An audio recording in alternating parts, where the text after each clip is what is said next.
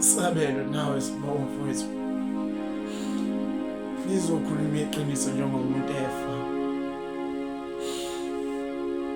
Abantu bomthetho behlele endlini yami sibhiyoza siphuza umnandi.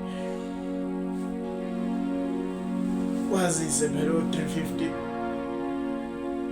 usuke wangena ulandelane lapho mina. Sithe saphuza kumnandi kubhiyozo. Nami kwasekudlike kakhulu. Angikhumbula ukuthi ngalala nini kodwa uthe uma ngiphaphama ngithi ngiyochama ngoba ngivuke ngilele ekamereni lapho umuntu omdala. Ngithe uma ngithi ngiyavuka ngiyochama sibonga nawe Sabelo futhi ingixolele.